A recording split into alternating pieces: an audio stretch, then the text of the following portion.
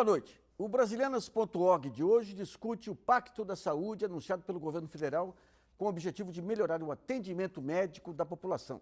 Levantamentos do Ministério da Saúde mostram um grande desequilíbrio na distribuição dos médicos nos municípios brasileiros. Dentre as medidas anunciadas pelo governo para corrigir esse problema está a vinda de médicos estrangeiros e o estágio obrigatório de 2 anos no SUS, o Sistema Único de Saúde, para os estudantes de medicina. Entidades médicas já se manifestaram contra tais medidas. Para debater a questão médica no Brasil, nós convidamos o diretor da Faculdade de Ciências Médicas da Universidade de Campinas, o Mário José Saad, o vice-presidente do Conselho Regional de Medicina de São Paulo, Mauro Aranha, no Rio, o ex-ministro da Saúde, pesquisador da Fundação Oswaldo Cruz, José Gomes Temporão, e em Brasília, a presidente do Centro Brasileiro de Estudos da Saúde, Ana Maria Costa. E também contamos com a colaboração do jornalista Marcelo Zanini, que vai escolher as perguntas dos telespectadores enviadas pelo site www.brasilianas.org.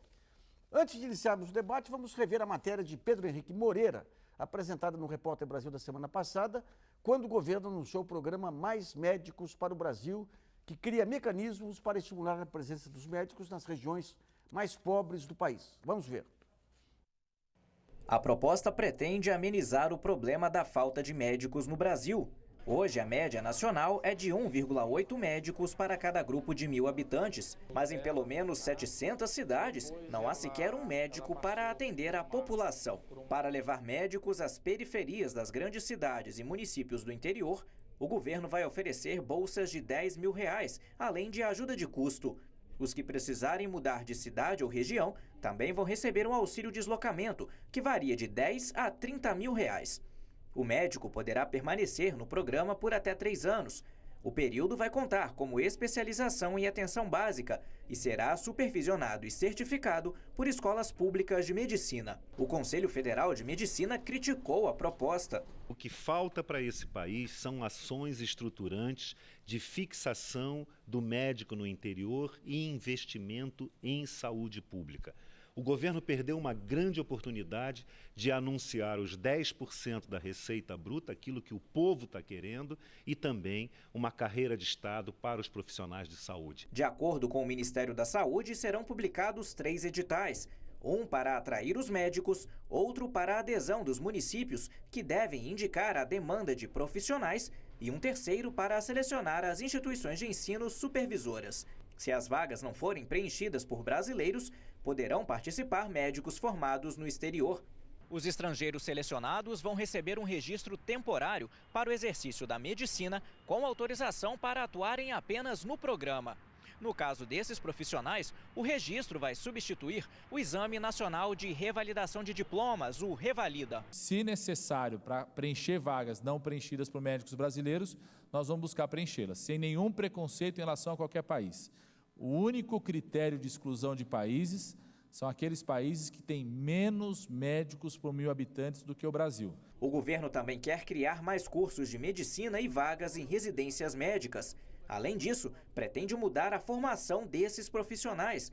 Todos terão que atuar por 2 anos no Sistema Único de Saúde.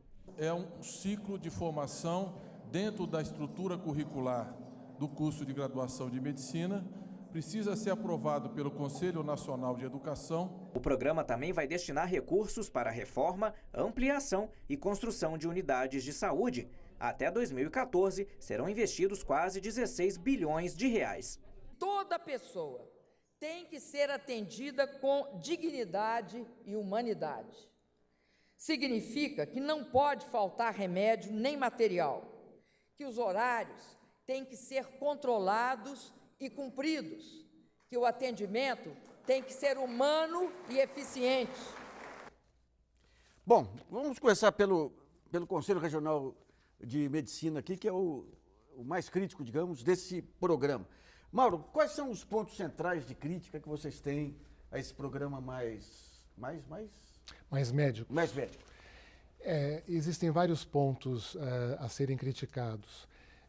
Na verdade, nós temos uma condição sistêmica da saúde bastante precária no país, por vários motivos, né? Então, encenações como essa, né, de que mais médicos, da forma como está sendo colocada, para resolver os problemas da saúde, para levar mais saúde para a população, são encenações desnecessárias, unilaterais e que não seguem o diálogo necessário com todos os atores que participam da saúde no país.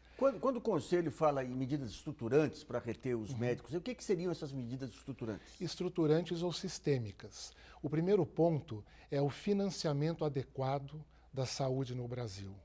Os municípios têm a obrigação legal de 15% da sua receita bruta serem destinados para a saúde. Os estados, 12%. Muitos municípios ultrapassam os 15%, chegam até 20%. Alguns municípios aqui do estado de São Paulo que eu conheço melhor. E o governo se negou, né, a partir da sua própria bancada governista, se negou a comprometer-se com 10% da receita bruta corrente para a saúde. Recentemente, por ocasião da votação da Emenda Constitucional 29. Este é um ponto, o ponto do financiamento, assim como vários outros pontos que ao longo do programa nós podemos especificar. O Mário, que é diretor e professor da Faculdade de Ciências Médicas da Unicamp, um dos pontos colocados é o seguinte: não adianta ter o médico se não tem equipamentos e tudo, mas o médico sem os equipamentos, ele não é útil para a questão da saúde pública? Ele é útil. O médico, se a gente lembrar que no passado o médico tinha poucos recursos e conseguia fazer muita coisa, a gente há de entender que o médico é útil. Só que hoje a medicina evoluiu muito e há muito a se fazer pelo paciente. Então, se houver melhores condições, a gente pode fazer uma medicina muito melhor para o doente com recursos melhores. Quer dizer, na sua opinião, tem que ter esse programa, mas com mais recursos para garantir... Na realidade, também eu tenho críticas ao programa, mas também eu acho que o programa levanta alguns pontos que são importantes para o país, para a discussão. Agora, o que eu entendo é que o programa foi feito sem discutir com as principais faculdades de medicina. Isso eu acho que é crítico, porque nós temos grande experiência. A maioria dos professores da Unicamp, por exemplo, tem mais de 20, 30 anos de experiência de formar médicos.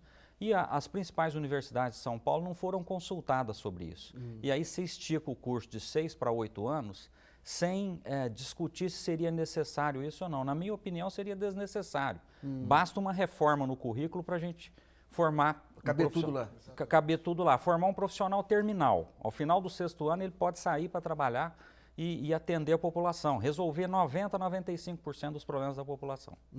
Eu vou para o Rio de Janeiro com o ex-ministro Zé Gomes Teporão, que é um dos oficiais aí do Bloco da Saúde, que desde os anos 70 aí vem mudando a face da saúde pública. Ministro, qual que é a sua opinião, a sua avaliação do programa como um todo e dessa questão da abertura menor ou maior para discussão com as entidades médicas? Boa noite, Nassif, boa noite a todos. Bom, vamos tentar começar do princípio e organizar a discussão no seguinte nível. O governo diagnostica que nós temos poucos médicos. Bom, nós temos hoje 400 mil médicos no Brasil, que daria uma relação de 2 médicos para cada 1.000 habitantes ou 1 médico para cada 500 habitantes. Não me parece ser uma relação muito ruim. Aliás, eu quero chamar a atenção de que não existe nenhum indicador consensuado que estabeleça uma relação ideal médicos-população. Isso depende de cada contexto, de cada sistema de saúde, aspectos culturais, organizacionais. O que pode ser bom para a Inglaterra não necessariamente se aplica ao Brasil. Mas há um consenso. Esses médicos estão extremamente concentrados nas regiões mais ricas do país. Agora, esse é um problema apenas dos médicos? Os engenheiros estão concentrados, os advogados estão concentrados, os economistas estão concentrados. Há um processo extremamente complexo onde as pessoas buscam locais para exercer a sua profissão que lhes deem melhores condições técnicas, logísticas, estruturais, de como viver, onde educar seus filhos, renda, etc, etc, etc.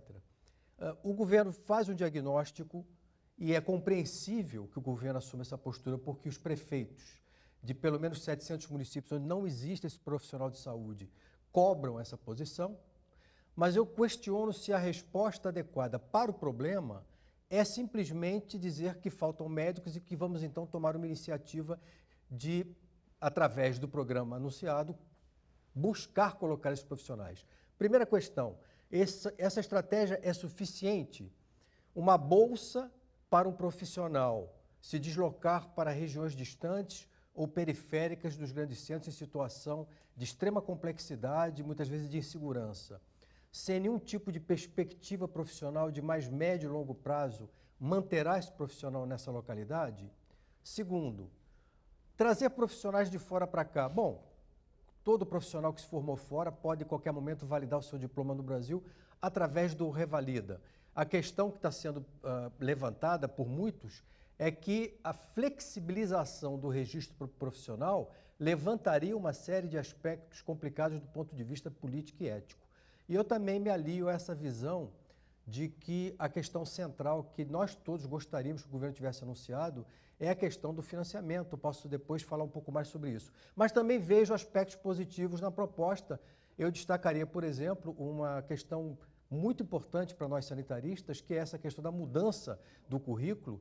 E essa proposta colocada, que eu acho que merece mais debate, é fundamental que ela seja mais debatida, mas me parece muito interessante, que é o jovem profissional médico dar um período da sua formação final em determinadas localidades na rede básica, sob supervisão, com o tutor, e isso me parece que pode induzir mudanças profundas no currículo e na própria formação médica. Bom, eu queria ver a Ana Maria Costa, que é presidente do Centro Brasileiro de Estudos de Saúde, a sua opinião sobre essas questões, Ana Maria. Bom, primeiro eu acho que a crise da saúde não é uma crise desse momento político, é uma crise crônica e que decorre de uma posição que a saúde vem sendo tomada pelos sucessivos governos, né? Nós construímos um projeto político de saúde universal, de responsabilização do Estado pelo direito à saúde, sem que os governos pós-constitucionais, pós-Constituição, tivesse realmente dado esse lugar à saúde. Ao contrário, nós expandimos fortemente a presença do mercado privado no Brasil, nós reduzimos a força do poder público com a questão do subfinanciamento, com a pouca importância que o SUS teve ao longo desses vários governos. O resultado, a população mostrou nas ruas, né? A saúde é uma demanda concreta, é um problema crítico que a população vive no cotidiano. Bem, o diagnóstico, se o diagnóstico é esse, o remédio que o governo apresenta, ele é insuficiente. Eu acho que as medidas que o governo adota do ponto de vista da interiorização, da estratégia da interiorização, podem ter algum impacto positivo, mas do ponto de vista de ser uma medida de médio e longo prazo que cause impactos definitivos na questão da assistência médica à saúde do povo brasileiro, ela não tem potência, essas medidas não têm potência para isso. É muito preocupante, né? Mas, por outro lado, há que se ressaltar o mérito do enfrentamento de uma questão corporativa e de uma questão de um perfil da saúde no Brasil que tem claramente uma tendência, não só das escolas médicas, das residências médicas, de favorecer, de estimular o profissional médico a atuar no setor privado. O médico hoje, o mercado de médico hoje é muito mais favorável à presença dos médicos no setor privado do que no setor público. Esse é um impasse, né? Está sob questão a discussão do interesse público e me parece que esse debate entre as corporações, entre as entidades de classe, passa a ser extremamente urgente, né? Eu, como médica, acho que devemos atuar junto às nossas entidades de classe, convocando o debate nesse momento sobre o interesse público. É inadmissível que as populações periféricas, as populações das pequenas cidades, contem com tanto desprovimento de médico, com tanta ausência, com tanta falta, como nós hoje assistimos no Brasil. Então, há uma questão ética, política, e há uma questão que convoca a natureza mesmo da formação médica, né? Como é que nós podemos formar médicos mais comprometidos e mais adequados à população. É por isso que essa residência, esse período pós 6 anos, ele é visto por nós com muita simpatia, porque ele tem um potencial de agregar valor, agregar compromisso e agregar práticas e habilidades e atitudes dos médicos mais comprometidos com a população brasileira, com o Sistema Único Brasileiro. Mário, você falou dessa questão do currículo aí. Quer dizer, uma das críticas que se faz à formação médica é de se dar prioridade ao especialista. Até a própria tabela do SUS acaba estimulando isso também. O que é o perfil do médico hoje? Porque você tem um médico de plano de saúde que é quase um subassalariado, tem um médico do SUS, tem um profissional liberal. Qual o perfil do médico hoje e quais as mudanças que teriam que ser feitas no currículo? Olha, na realidade, a nossa sociedade estimula bastante que os indivíduos se especializem, porque aparentemente, você se especializando, você vai passar a entender profundamente de uma área e vai poder prestar um melhor serviço para o paciente. Entretanto, eu vou chamar a atenção aqui para os principais países do mundo que têm sistema, vou dizer, semelhante ao nosso, mas muito mais avançado, como o Canadá e a Inglaterra. Nesses locais, os médicos gerais ou médicos do programa de saúde da família têm uma importância muito grande. Então, é claro para nós que nós precisamos formar mais esse profissional para servir mais a sociedade.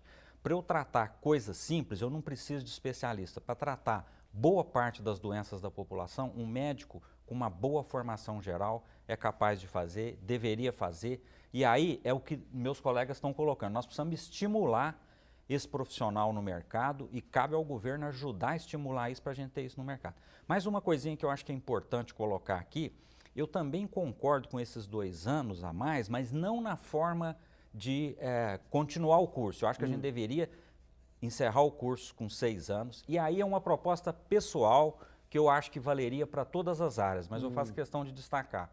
Eu acho que todo mundo que formou em universidade pública ou escola pública deveria ter uma responsabilidade social maior que os outros. Claro. E deveria prestar um serviço civil obrigatório. Eu acho que isso é fundamental, uma questão de cidadania. Se o Exército chama para prestar um serviço, ninguém reclama disso, tá certo? Se tiver uma situação de guerra, várias pessoas vão ser convocadas, ninguém vai reclamar. Nós estamos numa situação precária. Eu acho que o jovem ser chamado a ajudar, ele deveria participar, mas nós queremos participar das decisões de como isso vai ser feito. Então, eu queria ver com a Cremesp, aí, com o Mauro, o seguinte, pela proposta que vocês colocaram, acho que você colocou, quer dizer, vai servir na frente, mas tendo na retaguarda a própria faculdade ou hospital ou tudo mais. Quer dizer, hoje a gente vê alguns hospitais aí que são referência e que ajudam até a treinamento à distância de hospitais no Brasil inteiro. De que maneira que pode juntar essas peças, as faculdades de medicina mais reputadas, os grandes hospitais, os alunos que se formam, para dar mais eficácia a esse modelo? A telemedicina, que é a orientação educacional para o profissional médico, ela é uma realidade e ela pode ser cada vez mais implementada. Mas essa também não é uma questão estruturante.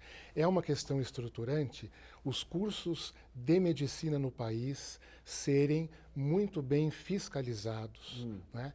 Os egressos das faculdades de medicina se submeterem a um exame, né, para comprovarem a sua competência enquanto médicos iniciantes, recém-formados.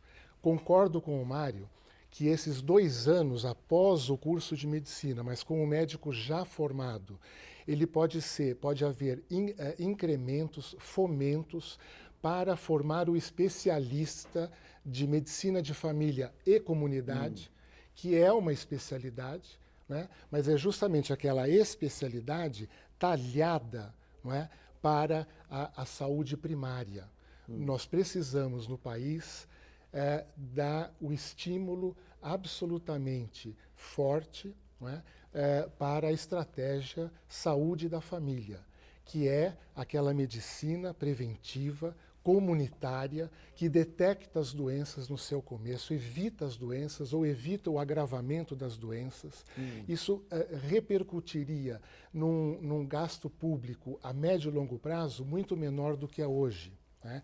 Eu gostaria também de acrescentar que a questão, né, do mercado privado e do mercado público, ela não é uma questão que nasce, essa demanda pelo privado, ela não nasce nas faculdades de medicina, ela nasce no sistema, né?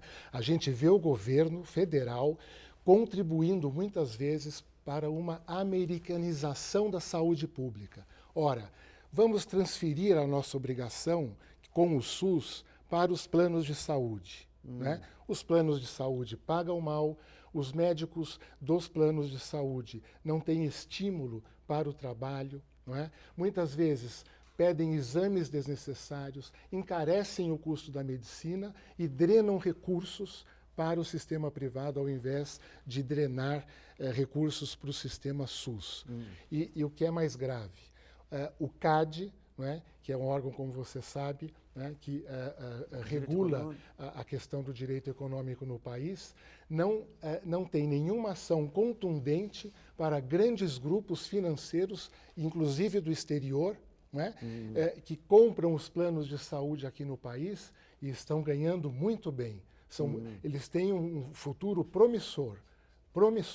E a população do SUS, né, a população que não pode escolher o seu médico, essa não tem qualquer olhar privilegiado por todas essas entidades e órgãos institucionais políticos. Vamos a uma pergunta selecionada pelo jornalista Marcelo Zanini. Lembrando que o programa é ao vivo e você ainda pode encaminhar sua pergunta pelo site www.brasilianas.org. Marcelo. Nassif, o Eliseu de Oliveira, aqui de São Paulo, ele disse que ele trataria sem problemas por um médico estrangeiro, sem o revalida, desde que esse médico seja formado por uma faculdade de renome. Aí ele pergunta, por que o Conselho Federal de Medicina quer me tutelar? Eu respondo, a questão não é de tutelar, né?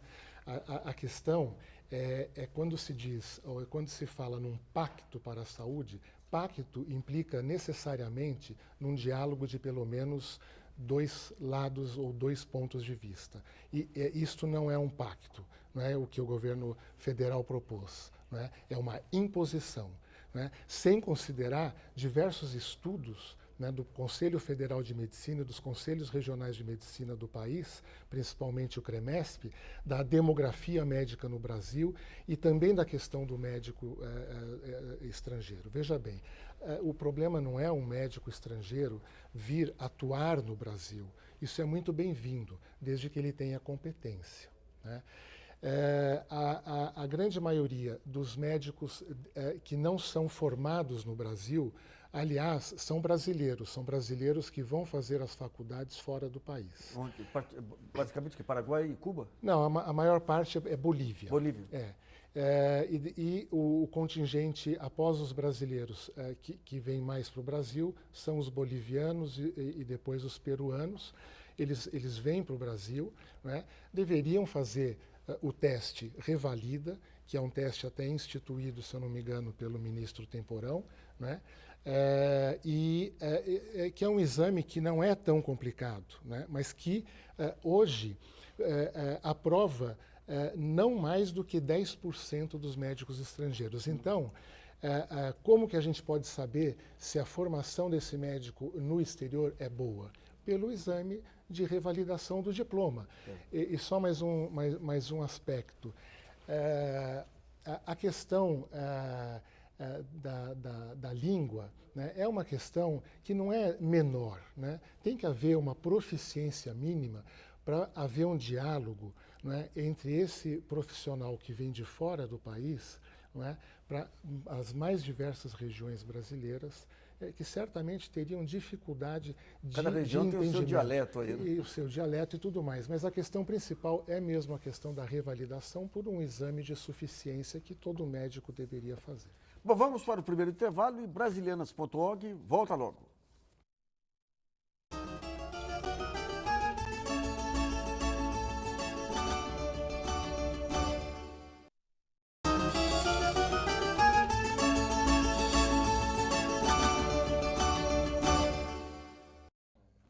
Bom, Bom, voltamos com o Brasilianas.org, que hoje discute o Pacto da Saúde anunciado pelo governo federal. São nossos convidados o diretor da Faculdade de Ciências Médicas da Unicamp, Mário José Saad, o vice-presidente do Conselho Regional de Medicina de São Paulo, Mauro Aranha, no Rio, o ex-ministro da Saúde, José Gomes Temporão, e em Brasília, a presidente do Centro Brasileiro de Estudos da Saúde, Ana Maria Costa. Nesse segundo bloco, vamos tentar entender que ações são necessárias para melhorar a qualidade e o número de atendimentos da saúde pública brasileira. Mas eu queria ver primeiro com o ministro Temporão, explicar um pouquinho o Revalida e essa questão dos testes que vão ser feitos para os médicos estrangeiros. Eles serão suficientes para garantir a qualidade dos médicos, doutor Temporão? Então, como era a situação anterior? Antes do Revalida, havia um problema importante. Os médicos brasileiros que estudavam fora, se formavam fora, tinham grande dificuldade de revalidar o seu diploma, porque cada universidade estabelecia um critério distinto e diferente. Eu lembro que houve, inclusive, uma grande polêmica sobre os médicos brasileiros que foram estudar em Cuba. O governo fez um gigantesco esforço de construção de consenso. Os médicos, as entidades médicas, as universidades, os reitores, durante um período muito longo, acho que isso levou uns 2 anos, acabou se construindo essa política, essa estratégia de revalidação, que passou a funcionar, se eu não me engano, já em 2010 e 2011. Há uma questão colocada aí, é que o percentual de reprovação do Revalida até o momento é muito alto. Parece que é um percentual de não validação, de não conformidade, acima de 90%, o que levanta questões referentes até que ponto o teste, a abordagem do ponto de vista de conteúdo e metodologia não estaria, digamos assim, impedindo o registro de médicos que teriam uma formação boa ou razoável. Então, tem uma polêmica aí. Agora, o que não me parece razoável é não digamos assim, respeitar esse gigantesco esforço de construção dessa estratégia, usar o Revalida como uma plataforma e, evidentemente, aperfeiçoá-lo no que for necessário. Não é? Eu acho que não respeitá-lo nesse momento traz uma questão política importante, porque é mais ou menos dizer o seguinte, não, todo o esforço construído em conjunto pelas entidades que representam os médicos, por todas as faculdades de medicina e universidades, agora vai ser deixado de lado e nós vamos fazer um processo simplificado. Eu defendo que nós nos debrucemos utilizando o Revalida, mesmo que ajustes sejam necessários e tenhamos que fazê-los. Eu queria ver com a doutora Ana Maria Costa lá, essa questão das ações adicionais aí à importação de médicos. O governo anunciou também verbas para serem colocadas à disposição de prefeituras. De que maneira que está se dando, digamos, essa transição de recursos federais para as prefeituras, especialmente nos lugares mais afastados? Existem recursos? Existe capacidade de captação desses recursos através de projetos? Como é que você está vendo isso, Ana Maria? Bom, primeiro, ainda na questão do Revalida e da qualidade dos médicos, eu acho que esse discurso, a gente não pode perder a oportunidade de realizá-lo, porque com médicos estrangeiros, é claro que o Revalida vem sendo aplicado e é uma condição de entrada do médico aqui. Agora, nós não temos uma condição de avaliação da qualidade do médico nacional. Eu acho que o colega do Conselho de São Paulo disse agora mesmo sobre a importância de qualificarmos as escolas, de termos cada vez melhores escolas médicas, melhorar o currículo é fundamental, nós precisamos de enfrentar essa enorme questão, que é uma mudança de currículo de forma que ele seja mais adequado. Então, precisamos também nos voltar para garantir a qualidade dos profissionais médicos, dos profissionais de saúde de uma forma geral, mas particularmente médicos, que sabemos, temos estudos sobejamente realizados no Brasil, que mostram que essa qualidade não é tão boa assim. Em relação às demais ações do Pacto da Saúde apresentado pelo governo, primeiro é importante lembrar que não há recursos novos. Ainda o governo não abriu o cofre para dizer que a saúde conta hoje com mais recursos. Nós estamos, inclusive, a porta de apresentar, agora dia 5 de agosto, apresentaremos um projeto de lei de iniciativa popular que agregou mais de 100 entidades nacionais, que o SEBS teve um papel importante, Conselho Nacional de Saúde, Conselho Federal de Medicina, OAB e tantas outras, que recolhemos 1.500.000 assinaturas para fundamentar e apoiar um projeto de lei de iniciativa popular por 10% das receitas brutas da União para a saúde, né? É preciso que a gente tenha alguma sinalização do governo que esse projeto possa passar.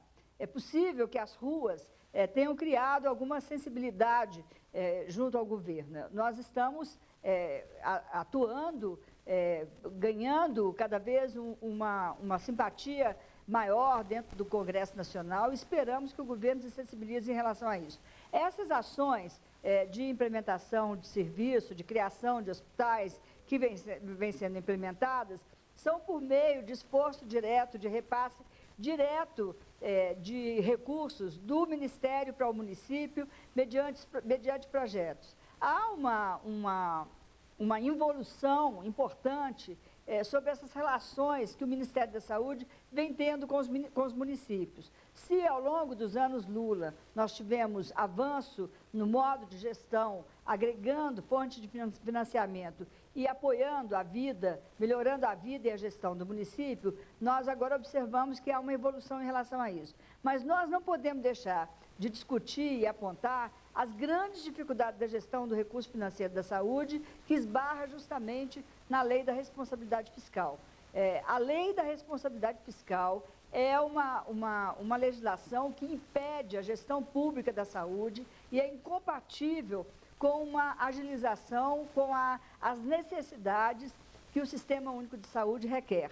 Então, tal como nós precisamos de uma reforma tributária que acabe com a renúncia, que os subsídios para os planos privados sejam cada vez mais reduzidos e eliminados, nós precisamos também de colocar na mesa o debate sobre a lei da responsabilidade fiscal. A lei da responsabilidade sanitária, que está em debate no Congresso Nacional, sob o meu ponto de vista também, sob o nosso ponto de vista, também não dá conta de resolver o problema. Esses impasses, eles precisam ser resolvidos, né? Tá esse conjunto de infraestrutura que está sendo planejado e que, por certo, servirão mais UPAs, mais atenção básica, mais unidades de atenção básica, são importantes porque agregam, mas é mais importante ainda que nós tenhamos uma estratégia de dar força de gestão aos municípios, capacidade de gestão e que tenhamos uma outra relativização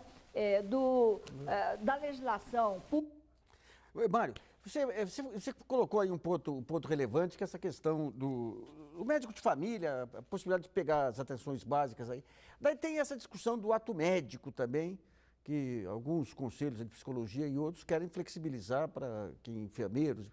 Como é que você está vendo essa discussão do ato médico? Não é jogar muito poder para o médico em cima de procedimentos que podem ser tocados por outros profissionais? Na realidade, o ato médico ele foi uma questão que apareceu tardiamente, depois até que outras profissões fizeram os seus atos, estabeleceram os seus critérios, né? Mas eu entendo que ele tem pontos discutíveis, mas tem pontos que ele traz avanço também. Aparentemente, o que houve aí foi algumas medidas foram vetadas, outras não, mas eu acho que eu teria abertura para discutir um pouco mais o ato médico. Eu entendo que as entidades nossas têm uma defesa muito importante do ato médico, né? Mas eu teria uma abertura um pouco mais multidisciplinar para discutir isso. Vamos a mais uma pergunta selecionada pelo jornalista Marcelo Zanini. Lembrando que o programa é ao vivo e você ainda pode mandar a sua questão pelo portal www.brasilianas.org. Marcelo. Nassif, o André Luiz Justino, do Rio de Janeiro, ele pergunta: por que fala-se tanto em modelos da Inglaterra, Canadá, Holanda e Cuba e não se fala que a base desses sistemas é que quase a metade dos médicos são GP, no Brasil, médico de família e comunidade? Eu vou voltar ao nosso sanitarista aí, doutor Temporão. quando que vai se completar esse sonho do SUS aí, a gente ter esse modelão aí, doutor Temporão? O que todos nós queremos, é um consenso em relação a isso, é que o sistema de saúde brasileiro teria que ter uma grande base, uma porta de entrada que atendesse toda a população brasileira, baseada no saúde da família, que é o quê? É um clínico geral ou um médico especialista em saúde da família, responsável por um conjunto de pessoas no determinado território, auxiliado por enfermeira, auxiliar de enfermagem, odontólogo, agentes comunitários de saúde. Claro que esse modelo pode mudar se é uma região urbana, se é uma região rural, mas na base é mais ou menos isso. Agora, qual é a questão central hoje? Ele tem toda a razão. Na Inglaterra, todo mundo entra no sistema através do contato com o seu médico.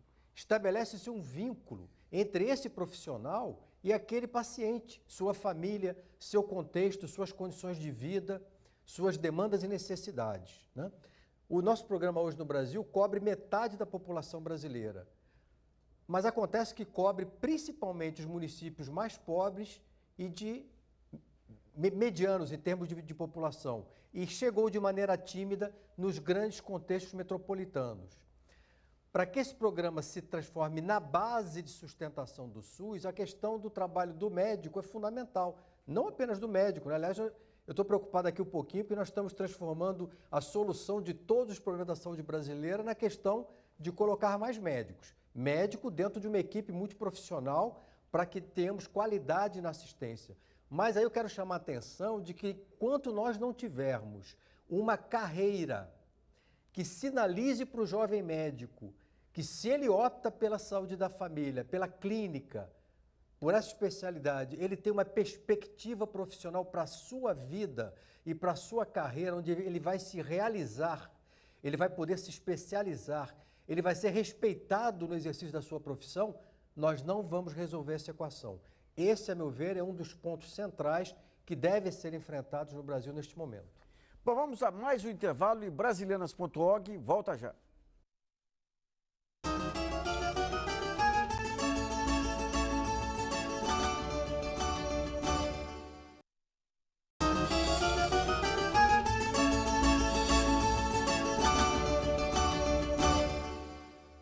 Voltamos a apresentar o Brasilianas.org, que hoje discute o Pacto da Saúde anunciado pelo governo federal.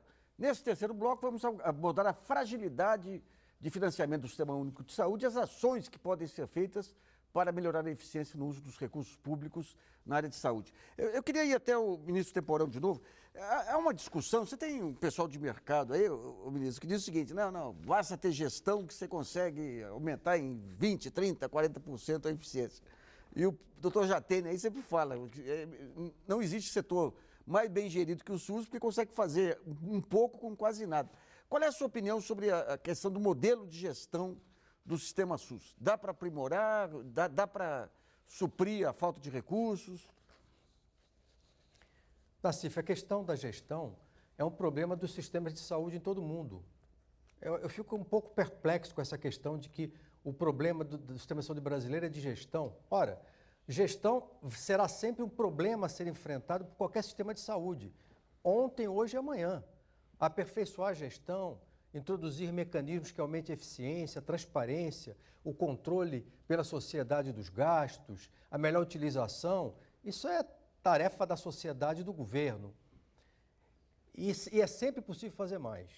Agora, com toda a franqueza, eu me alio aí ao ex-ministro Adib Jatene, há um consenso estrondoso, digamos assim, incrível, de que o problema básico do sistema de saúde brasileiro é a asfixia econômico-financeira que já dura 2 décadas.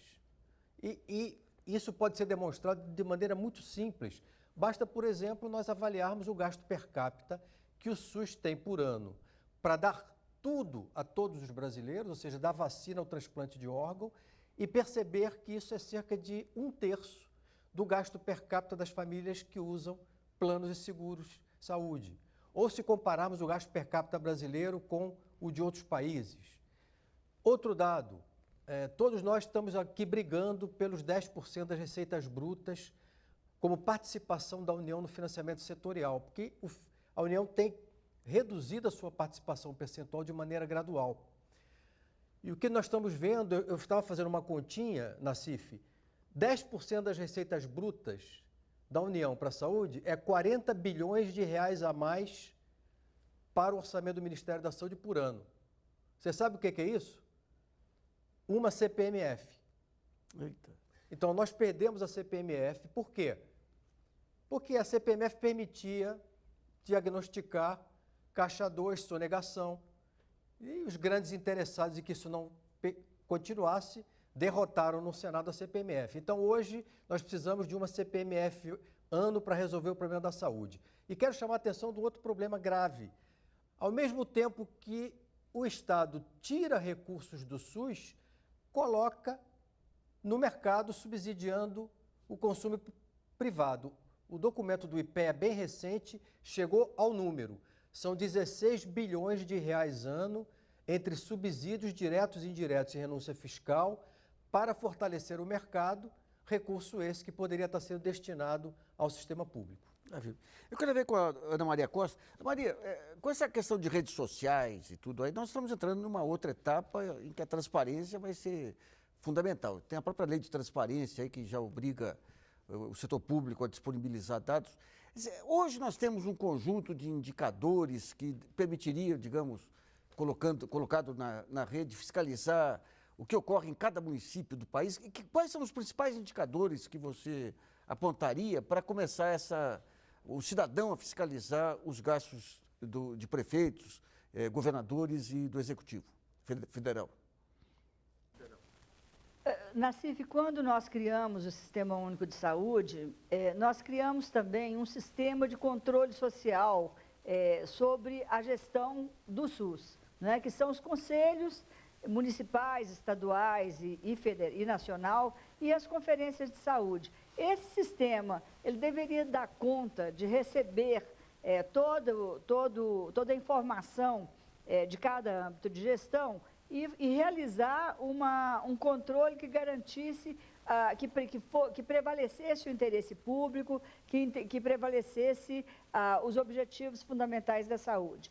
Infelizmente, esse modelo ele requer um nível de maturidade, de política desses representantes dos movimentos sociais, dos trabalhadores e dos próprios gestores, que até hoje não permitiu um funcionamento excelente. Não significa que ele deva ser abandonado. Não, os conselhos devem ser aprofundados e deve ter cada vez mais mecanismos de controle sobre sua coordenação, sobre sua ação.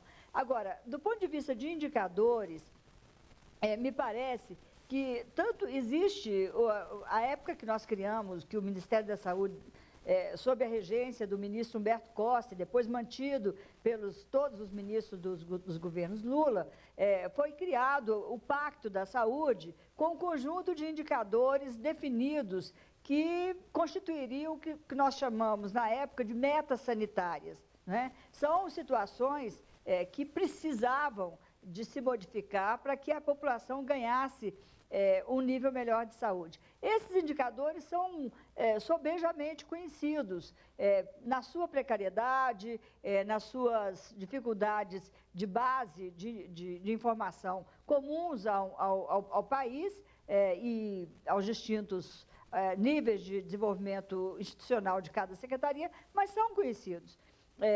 Agora, também eu acho que nós precisamos de levantar a grande promoção da transparência da gestão pública, que tem ajudado muito, né? Tanto na questão do orçamento da saúde, por meio de sistemas que dão transparência, que conferem transparência. Nunca se apurou tanto, exatamente porque nunca foi tão transparente as informações relacionadas à gestão.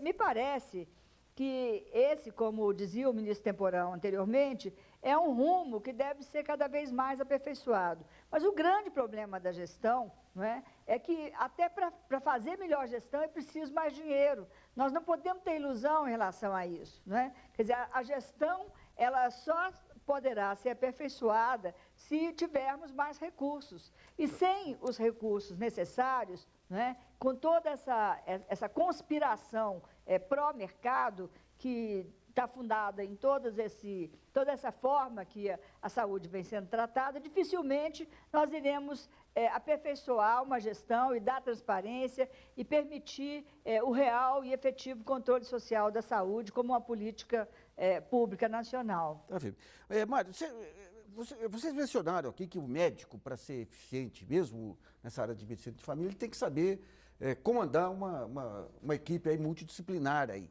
Eu pergunto, a faculdade, é sabido já, isso aí, que uma das características do médico é ser mesmo sendo um bom profissional médico, é ser um mau gestor. As faculdades, de alguma maneira, elas estão se preparando, as mudanças curriculares estão nessa direção de tentar transformar o médico no gestor de equipes também? Então, aí eu diria o seguinte, ele não precisa ser necessariamente o gestor, ele precisa aprender a trabalhar em equipe. E eu acho que a gente tem valorizado isso. Por exemplo, especialmente na nossa faculdade, o curso de enfermagem era um departamento da Faculdade de Ciências Médicas. Então, existe uma integração grande. Agora, isso precisa ser cultivado e precisa ser desenvolvido. Eu acho que em qualquer profissão hoje, no mundo moderno, é necessário você saber trabalhar com as pessoas. Na área de saúde, então, muito mais, tá certo? Eu acho que como as diferenças podem trazer um grande benefício para o doente, as diferentes áreas, eu acho que o fato delas trabalharem integrado é fundamental, eu diria.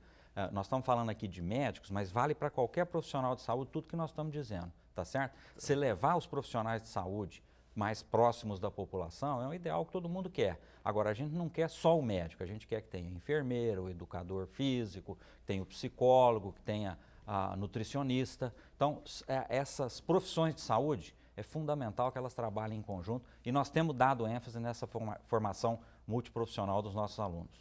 Vamos a outra pergunta selecionada pelo jornalista Marcelo Zanini no portal www.brasilianas.org.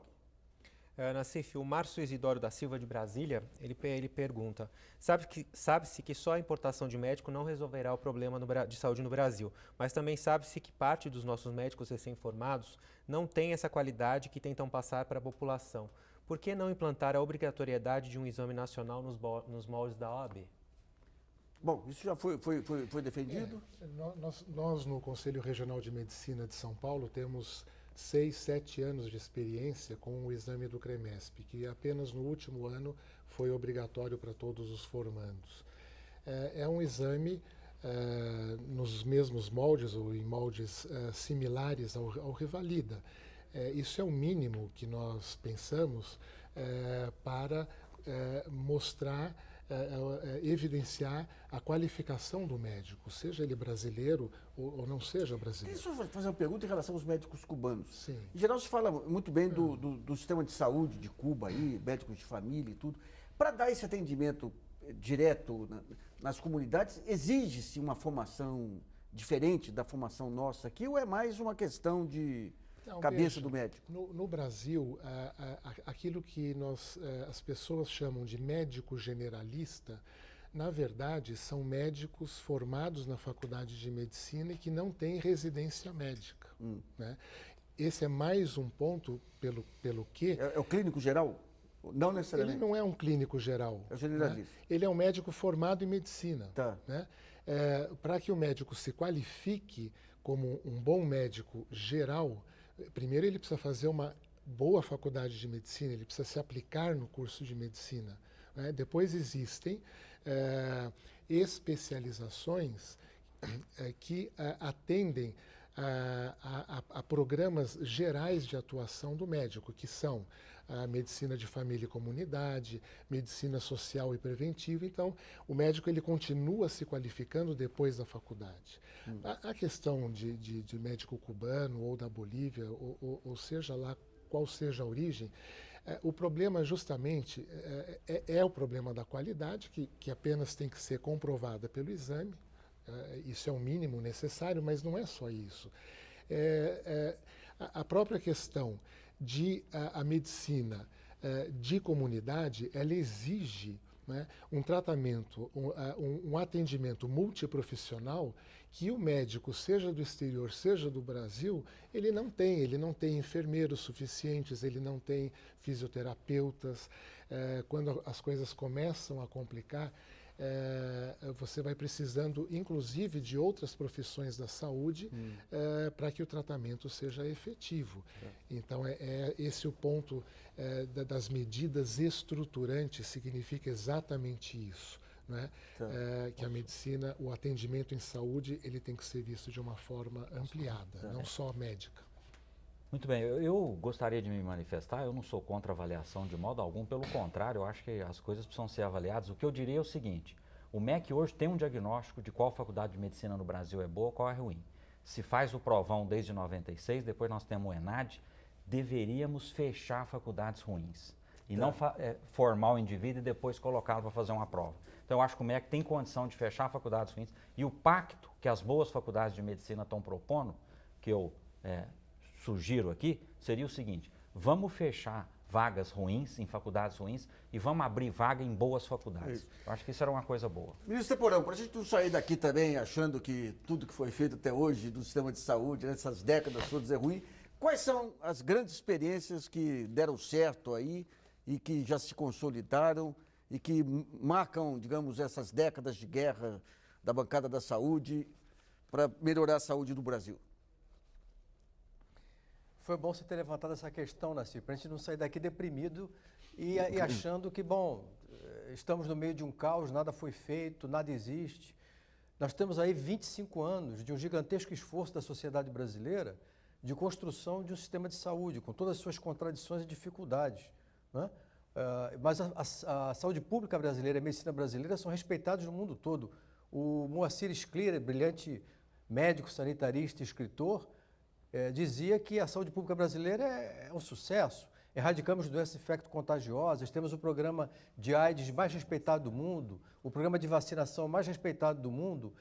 O Brasil, só os Estados Unidos fazem mais transplantes de órgãos do que o Brasil. Durante essas décadas, nós ampliamos muito o acesso à cobertura. Agora, isso é reconhecido, isso é verdade, mas a população nas ruas está dizendo o quê? Nós queremos uma saúde pública de melhor qualidade. O contato cotidiano do cidadão comum, do homem comum com o sistema de saúde, demanda uma qualidade maior. Há dificuldade de acesso, há tempo de espera muito longo para determinados procedimentos. E eu insisto, Nassif, sem querer ser chato, mas que a voz rouca das ruas não será atendida sem resolver a questão do financiamento setorial. E o programa Brasilianas.org sobre o Pacto Federal pela Saúde termina aqui. Agradeço a participação do diretor da Faculdade de Ciências Médicas da Unicamp, o Mário José Saad, do vice-presidente do Conselho Regional de Medicina de São Paulo, Mauro Aranha, do ex-ministro da Saúde, Zé Gomes Teporão, e da presidente do Centro Brasileiro de Estudos da Saúde, Ana Maria Costa. Também agradeço a colaboração do Marcelo Zanini e de você que nos acompanhou em mais essa edição. Ficamos por aqui e uma boa noite.